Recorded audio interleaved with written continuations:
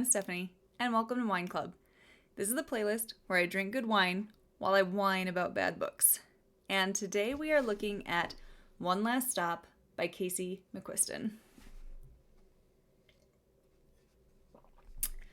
So this is going to be a very unpopular opinion, but I really struggled with this one. I had heard amazing reviews and so wanted to love this, but alas, I did not. I understand that this is beloved by many, and if you loved it, I am so glad you did. I truly think that if the book had gotten a tighter edit, trimmed some of the excess and poorly paced subplots, and more time was spent on developing Jane or BU and August's relationship, I would have liked this a lot better. But let's see what we're getting ourselves into. For cynical 23-year-old August, moving to New York City is supposed to prove her right. That things like magic and cinematic love stories don't exist. And the only smart way to go through life is alone. She can't imagine how waiting tables at a 24-hour pancake diner and moving in with too many weird roommates could possibly change that. And there's certainly no chance of her subway commute being anything more than a daily trudge through boredom and electrical failures. But then there's this gorgeous girl on the train. Jane. Dazzling, charming, mysterious, impossible Jane. Jane with her rough edges and swoopy hair and soft smile, showing up in a leather jacket to save August morning when she needs it most. August's subway crush becomes the best part of her day, but pretty soon she discovers that there's one big problem.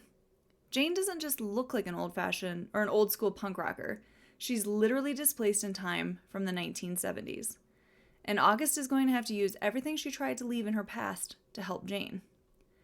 Maybe it's time to start believing in some things after all.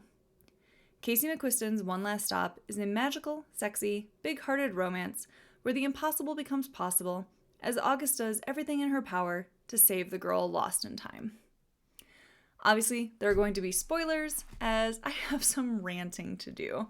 And I also want to point out that this review is solely about the book, not about the author as a person.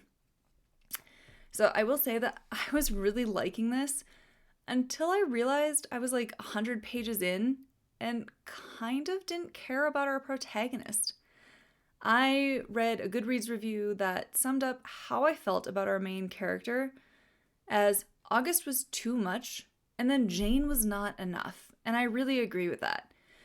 And maybe it was the third person point of view, which is really rough for me to say, as I'm writing a novel in third person, but it was almost too detached. We're not in August's head, and we don't really get to feel what she's feeling. We're told a lot of things, but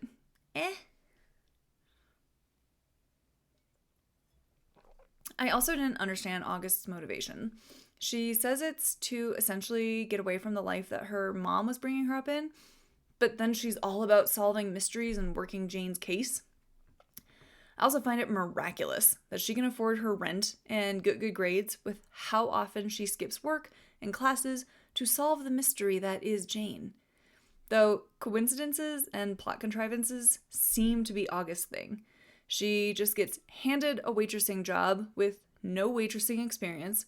She just happens to find this great apartment with great people. She skips classes for weeks on end, but her teachers let her and she still has a high GPA, even though we never see her work for it. Cool. Speaking of other people, all the other characters are way more interesting than August. Again, we're in third person point of view. Show us a day in the life of Jane. Follow another character. It really just shows how bland and white bread August is compared to all these other characters. Don't hate me, but I really struggled to see their connection beyond lust at first sight. And that's fine. Get yours. I'm very sex positive. If you just want to bang, go for it. Though August also seems to have a problem with Jane having past partners and then keeps count. Like, girl, stop. Also, please stop having sex on the subway. I get that you're confined to that area, but ugh. Also, Jane hasn't had a shower or washed her hands in 45 years. Maybe be a little bit more hygienic when you have sex. Also, I don't like the idea that this is love right off the bat. It can't be. Jane has no idea who she is. Like, she doesn't even know that her own name isn't Jane. She reads it in her jacket, and even that is not her real name. So August can't really get to know Jane either. Like, do they have things in common? Do they share the same values and ideals and goals? I mean, they were raised in different eras. You would think that would impact their lives and experiences and how they relate to each other. What do they talk about? Who knows? But that won't stop August from fantasizing about them together. I also wonder if we don't see the story from Jane's perspective, because it's a fucking horror story. Jane has been pulled out of her timeline and out of reality and dropped onto the subway that she has been stuck on for 45 damn years. That is a nightmare. That's a living hell. Add to that August is her tether or whatever the hell. Like, nope, do not want. This is also a me problem, but the astrology references in this got a little tiresome. But I guess I really do live up to the crappy persona of my own Cancer sign. The pacing was really my biggest issue with this book. It feels both slow and fast. Like, the story goes on for a long time, like almost a year, but at the same time, it feels like nothing happens. Like, we're really moving through time in this book, and it's like for weeks, August would take the train, and then once she realizes something is up with Jane, she spends her days working with her. But we also don't see much of the time they spend together. It would just drag with filler content and then speed past through anything related to the plot or their main romance, which is what I was sold. That's what I came to this book for. Also, these chapters are hella long. And maybe it's just because I read a book right before this that did scene-based chapters, so a chapter might only be a page or two, but my god, did these chapters drag. Like, seriously. So bad, I fell asleep while reading this book several times. The story is also really slow, and the scenes kind of felt off or unbalanced. Like, we would spend 13 pages at a party and then 4 pages with Jane. When isn't the main storyline Jane and August's relationship? Like, I started counting pages that we spend on stupid side plots and clocked one at 15 pages, and then we spend the next three with Jane before going back to the other crap. Are you kidding me? What? It just felt like McQuiston had all these ideas that aren't bad, but just mashed them together. The found family idea? Great. But it overshadows the supposed romance that is the main plot of this story. Wanting to save the restaurant she works at? Great. But it felt way too forced and came way too late in the story. As did the whole, grandparent subplot for August and the connection between August and Jane that goes back 40 years with August's own missing uncle. It was just too much for what this story was supposed to be. And I will say, I love going to drag shows as much as the next millennial girl, but when we spend more time at parties, drag shows, and planning a fundraiser than we do on building the relationship between the two characters that are featured on the cover, I can't care about their relationship because the author sure as shit doesn't. This felt like two stories that were forced to coexist in the same book.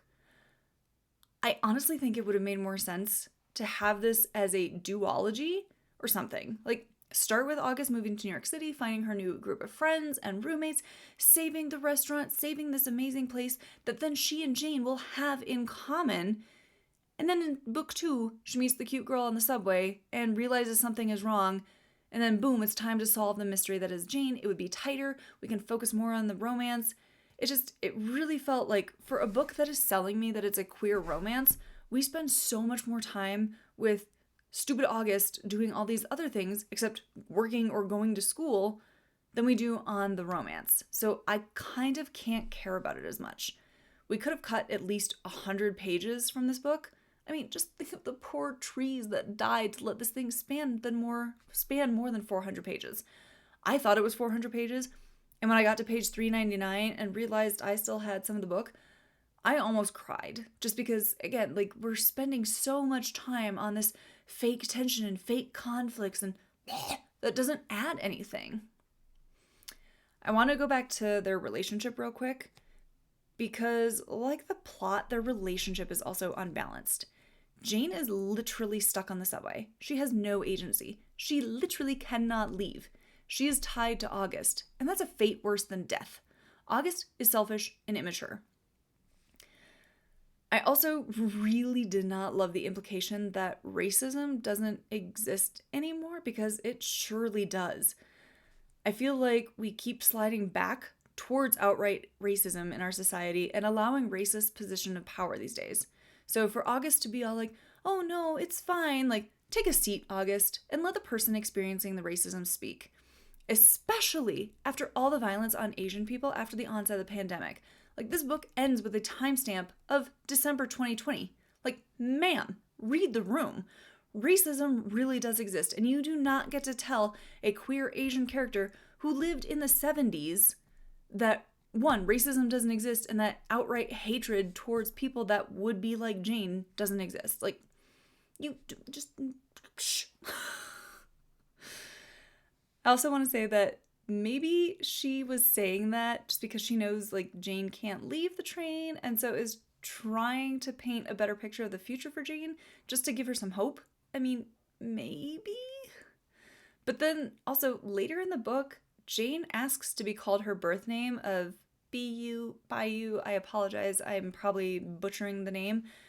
But then a second later, August continues to refer to her as Jane. Like, she literally asked you to call her by her real name, and yet you don't. And I understand, I'm obviously suffering from that too, because I keep calling her Jane, but, like, that's what we call her 90% of the book. But for her own partner to be like, haha, I'm gonna call you Jane, like, do you actually love her? Do you respect her? Something else that really stood out to me in this book was the severe repetition and monotony. Like I said, I fell asleep while reading this. Not only of scenes that are just like the others, which is kind of to be expected given that Jane is trapped on a subway, but change it up somehow. There's also the repetition of words or phrases. Like, there's a part where Jane says she's attracted to August's big, beautiful brain. And then 2 pages later, Mila comments on August's big, sexy brain. Like, okay, I've never told my friends that they have big, sexy brains, but I guess maybe I'm the bad friend here. I mean, I was ready to drop this book in the tub when August kept being all, this is for research. We're kissing for research. It's for research. Just a reminder, in case you didn't see it enough times on the previous 20 pages, this is just for research. We're only kissing for research. Did I mention this is for research? This is one of my biggest problems with some romance books, when, like, they have to force tension and conflict in some way. This is not it. We get it. You both like each other. Like, can we just all be on the same page here instead of being like, oh, well, we're only kissing for research. Like, no, you're kissing her because you're attracted to her, and that's cool. Go for it. Speaking of research, August and Mila can certainly make impressive leaps in logic to figure out what exactly is going on with Jane.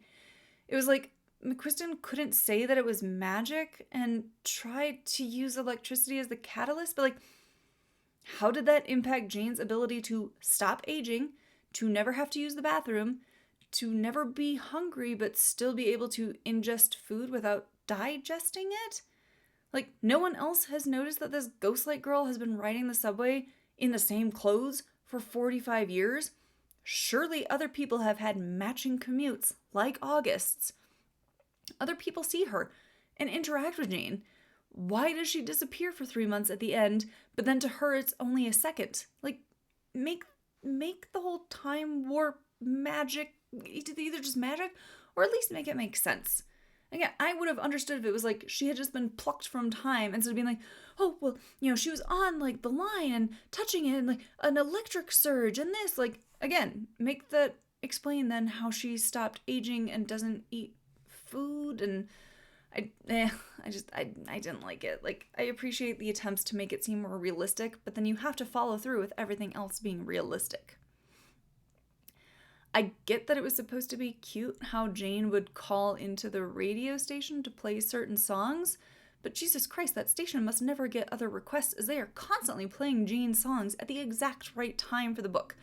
Again, I understand, this is fiction. Like, of course it's gonna be like, ooh, tee, like, listening to the radio because my song is playing for you, but, like, it was something that was relied on way too much. And especially since August gives Jane a phone, like, couldn't she have just listened to Spotify and sent her a link to the song so they could listen together? Again, make it make sense. Another repetitious element that really annoyed the hell out of me was the use of all X, Y, and Z to describe something. Now, I will say this could be a me issue because E.L. James does it, and I abhor her writing to my core. But it did really jump out at me. Like, on page 99, and Jane remains distressingly hot, all kind brown eyes and ripped jeans and a soft conspiratorial smile. Page 360. August has to admit the place looks incredible. All brutalist lines and giant antique levers and dingy tubes of wire transformed in the glow. Page 391. The front door flies open, and there's all 6 feet something of Billy filling the doorway. Like, why does everything have to be all this or that? Like, just describe it to me. Like I said in the March reading room, I do love the found family aspect. I really did like how her roommates Nico, Wes, and Mila all embraced August and kind of just accepted her as one of their own right away. That's fantastic. They all got to be themselves freely and unashamedly. Love it. We've got queer rep, trans rep, POC rep, an Asian love interest. I love to see it. But I didn't like that some of the characters felt like they only existed to spout words of wisdom and tell August how great she is and like rah rah her every choice, or make her see another side of what's happening in her own life. They can still be their own characters in their own right, but it just felt like everything just existed to serve August. And again, I don't like August. I think she's a weird main character. I also want to say that her own resolution with her mother and extended family left something to be desired. Her mom's storyline, honestly, could have been cut. Not that I wish a horrendous death on anyone, but her uncle Augie's story would have had a lot more weight to it had he just died in that fire. It felt kind of cruel to think that he died and then go, oh, nope, he's alive, only then to be like, he died in a car accident. The hell? Like, what is this? I also thought the idea of Jane being alive, but just displaced was interesting, but I still had problems with some aspects of it. But it was a neat idea. Though I do have to wonder what the hell Jane is supposed to do now with her life. How can she get a job when a background check would show she should be in her 70s? She's going to get arrested for identity theft. Like, I know this is fiction, but like, give me something. And hand-waving in a way that, like, August is such a stellar detective, PI, whatever, who knows people to get around it, does not count. Like, homegirl's still gonna have to, like, use her social security number. Like, do people think she's dead? Does her family think she's dead? One tiny thing that kind of stood out to me also is, am I really supposed to buy that at 1 a.m. everyone in New York City is asleep so they can always have a train to themselves? Like, seriously? Noise didn't die down until like 3 or 4 when I've been in the city. So like, I do not buy that at 1 a.m. they just have all these trains to themselves. Especially people coming from Manhattan to Brooklyn. So all in, I really wanted to love this like somewhat sci-fi romance that takes place in New York City, but I didn't. This was a slog, and I was bored out of my mind half the time. Like I said, I fell asleep while reading this. Now, I might give Red, White, and Royal Blue a try to see if the pacing issues were only in this book or if that's just a part of McQuiston's writing style. From other reviews, it sounds like the book Red, White, and Royal Blue might be a better fit for me, as other Goodreads reviewers said that they love that and really didn't like One Last Stop. So at least I'm not alone. I want to see more hyped up queer fiction, but this was a miss for me. I think McQuiston wrote a great found family story and does write friendships very well. Though I honestly could have done with a smaller cast of characters, especially with August skipping work all the time. Like, I couldn't remember who was who and keep track of everyone. Like, she meets a bunch of people at the Pancake Diner and then skips work for months on end and then goes back, and I'm like, I don't know who these people are. I don't remember their relationship to you. I don't remember their relationship to Jane either. It was a big cast of characters where we didn't get enough time with them, which again is odd seeing as we spend so much time at parties with them and not enough time with Jane on the subway. pacing issues abound. I will say, if you're looking for a fun, kind of magical story that really leans into the magical, as well as a sapphic love story, I'm actually going to recommend something that's YA. Nothing wrong with YA at all. It's just not my general go-to when book buying. But I actually really love the relationship in My Dearest Darkest by Kayla Cottingham. I thought that was a really well done story. All in, I kind of wish I had DNF'd this, and it takes a lot for me to DNF a book. I've only done it a handful of times, and again, going back to E.L. James, 50 Shades of Grey was one of them, just to give you an idea of how low the bar is really set. So if you have any recs for queer stories that have a strong plot and a likable main character, please leave your thoughts in the comments below. Otherwise, I'll see you next time on Whine Club.